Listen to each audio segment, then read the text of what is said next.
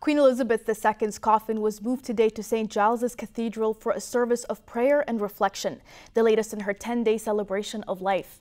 Hello and welcome. You're watching a Temple Update special report on TUTV. I'm Haya Qubbaj. 4 days have passed since the death of Her Majesty. Crowds gathered together, lining the streets to pay tribute to the Queen as her cortege made its way across Scotland.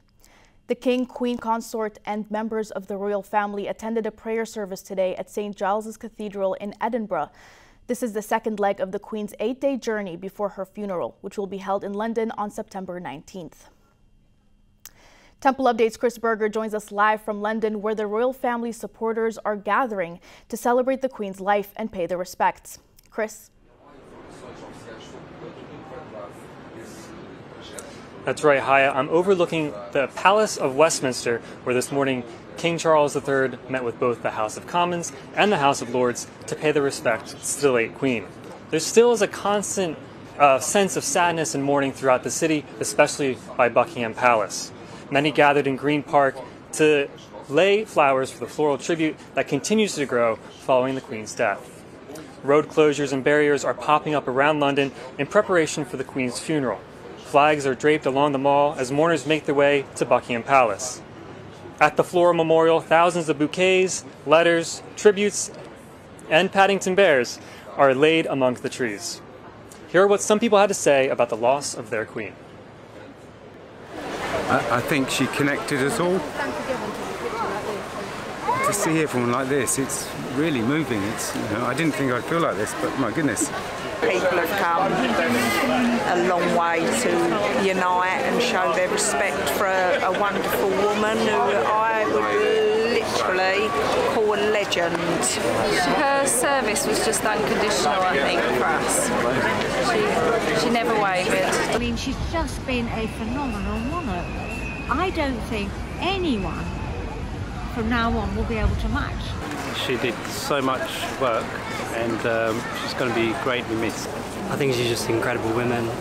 She's a great leader, icon, and for the British people, she was like a beacon of hope. She was the one presence around the world that actually was there for 70 years. She gave her life for us, and now we need to pay her the respect by making the journey up here.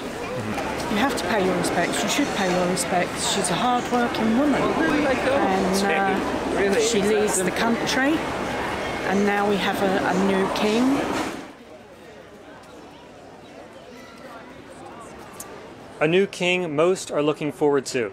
I also asked about the future of the United Kingdom with King Charles III now on the throne. Here's what they had to say.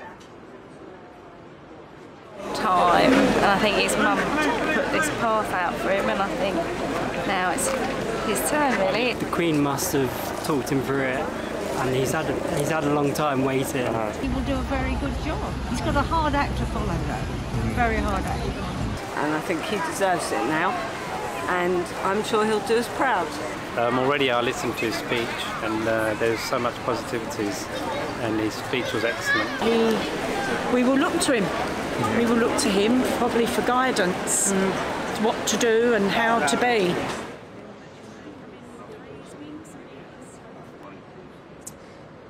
Now, I'll have more updates over the next few hours as my time here in London comes to an end. For the most recent updates, of course, follow us on social media at Temple Update.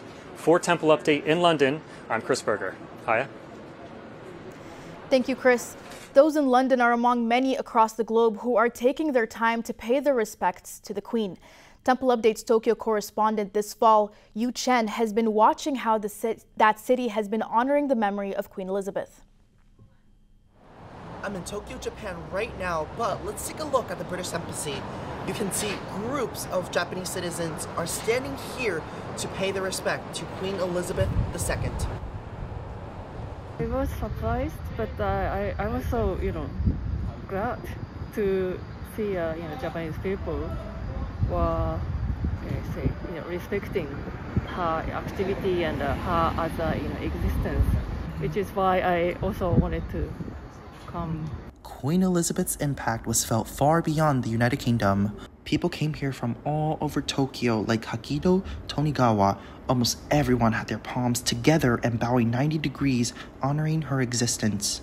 it just became natural, and also I stayed in UK for 2 years, so I don't know, maybe I wanted to pay some respect. People are sending flowers, candles, and note cards saying, "Dear Her Majesty, the Queen, we are safe. You may rest in peace. Please stay with us under our beloved house." Some sees a challenge ahead for King Charles III. You know, he's got a tough job to follow her. I think she was so popular, so to follow her is a very tough act. The Japanese Prime Minister was just at the British Embassy a couple days ago. However, the embassy is opening an official condolence book for the public to sign from Monday to Friday at 2 p.m. to 4 p.m. Reporting from Tokyo, Japan, Chen, Temple Update. That's all for this Temple Update special report. Thank you for joining us for our coverage of the passing of Queen Elizabeth II. I'm Haya Qubbaj, and now back to your regular programming on TUTV.